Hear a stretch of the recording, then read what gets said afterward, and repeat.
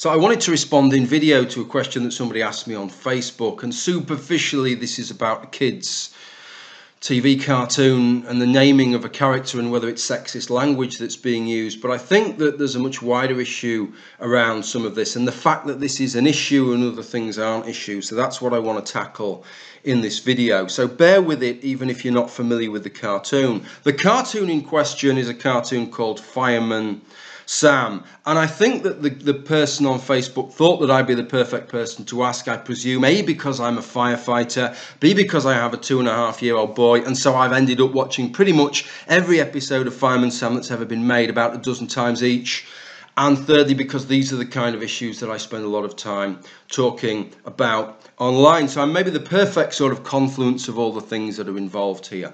And this person linked me an article in the Daily Mirror. The title of the article is "Top Fire Chief Wants to Rename Fireman Sam and It Makes Total Sense." So the Mirror are very much on board with this position. And it goes on to say that London Fire Brigade Commissioner Dany makes the point that there's no such things as a fireman, that this is using outdated language, and she says, "I want to shake off outdated language we know is stopping young girls and women from considering this rewarding and professional career." So what Dany Cotton is saying here is that the use of gendered terms to describe a role is liable to dissuade people of other genders from applying for that role, that by using the term fireman to describe this character, that it's going to put in young girls' minds that this is a role for men and it isn't really for them. Okay, so what's my feeling on all of this?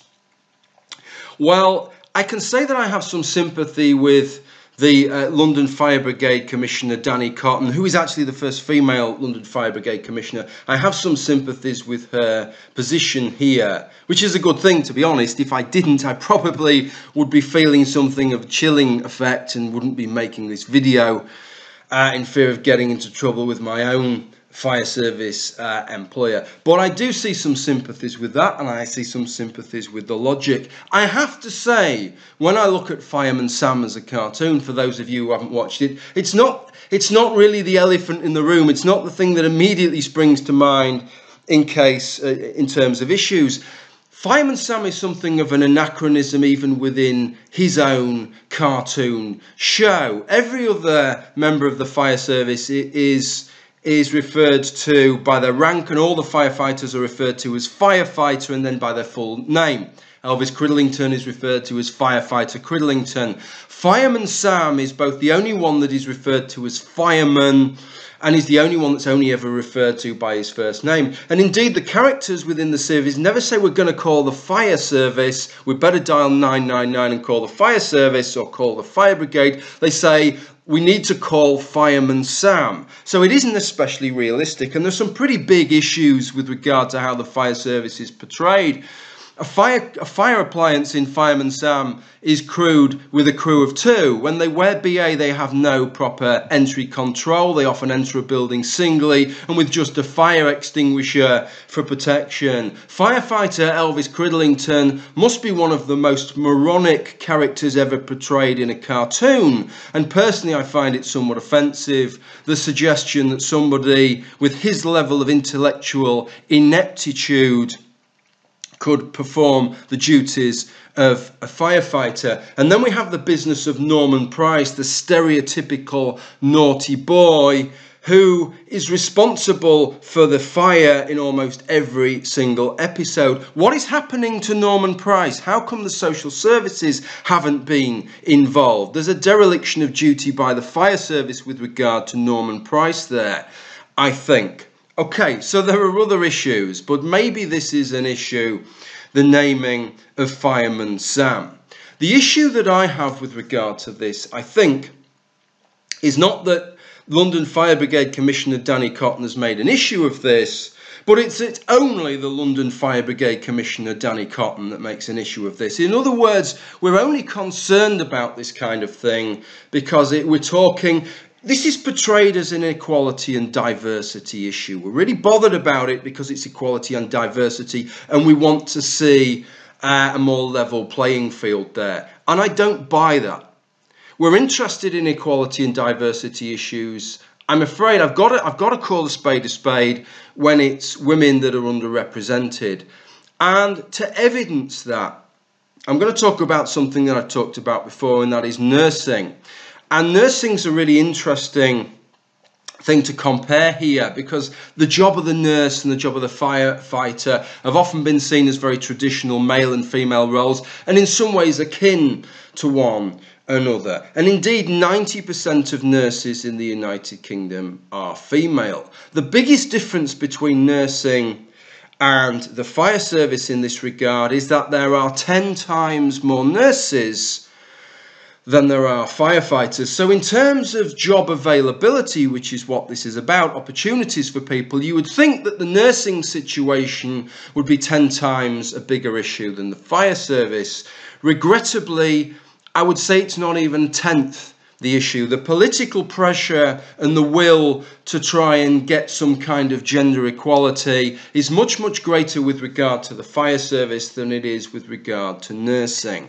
And this is particularly pertinent when we're talking about Fireman Sam, because what the London Fire Brigade Commissioner Dany is concerned about here isn't how firefighters are referred to in the actual fire service. She is right when she said that this died out in the 1980s. I joined in 1995, and by then the use of the term fireman was in the dim and distant past. The only time it would ever be used would be in a wholly colloquial sense of talking about some old fireman who used to work at X or Y station. It would never be used in a formal context and wasn't used in normal parlance within the fire service, even back in 1995. We'd already made that shift. All we're talking about here is a cartoon. And yet consider the National Health Service as this huge employer. Consider the Royal College of Nursing, and also as a subsidiary allied to that, the Royal College of Midwifery. That within nursing in the United Kingdom, not within a cartoon about nursing, but within nursing itself, we are still using the gendered terms matron and sister. So we have this situation where we have the same kind of gender divide in nursing as we do in the fire service, but it's 10 times a bigger thing in terms of 10 times as many job opportunities in nursing as there is in the fire service. And we still have these gendered roles. 30 years on from when these gendered roles were abandoned in the fire service, we're still using the same terminology in nursing, and frankly, nobody gives a fucking crap about it. That I find somewhat concerning. What I would ask you to do on top of that, right, is I invite you to have a look at the fire services of England, Scotland, Wales and Northern Ireland, and have a look at their recruitment brochures. Google for them, or have a look at any diversity and equality material. I guarantee you will not find a single example there that does not have a female firefighter shown on the front. And I'm absolutely on board with that. No problem with that. I want to show you something now from the Royal College of Midwifery. Bear in mind, I have no problem with the term midwife because it doesn't refer, the wife part doesn't refer to the individual. It means with woman. It means that you are with the woman who is giving birth. So I have no problems there. But midwifery is one of the most extreme examples of a job role in the country in terms of the gender divide. In terms of people taking midwifery courses through the Royal College of Midwifery, the Royal College of Midwives, only 1% of those taking that course are men. So you would think it would be a really, really big issue for them, would you not, to try and get more men involved in midwifery to try and bump that statistic up. Let me show you a cover for one of their brochures. And this isn't even a cover for their recruitment brochure. This is the cover for their equality and diversity brochure. Have a look at this.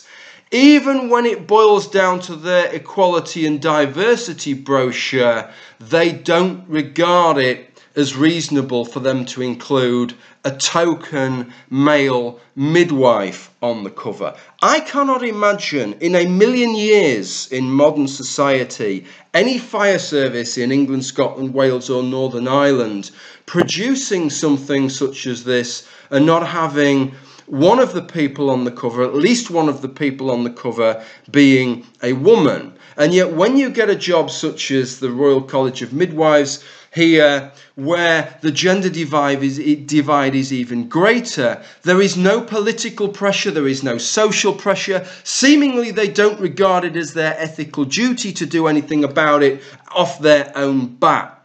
This to me is the problem here, is not the words of London Fire Brigade Commissioner Dany Cotton, but in the multi-agency environment in which we exist, London Fire Brigade Commissioner Dany Cotton will be interacting with all these people in all these other agencies, and neither Dany Cotton nor any of the people in any of these other agencies seem as if they need to say anything else about what is effectively the elephant in the room here, which is that when you have these roles where men are grossly underrepresented in these roles, absolutely nothing is done about that whatsoever. We're just happy to go along with the status quo. Okay, that's all I've got to say on that. Thank you for watching. Bye for now.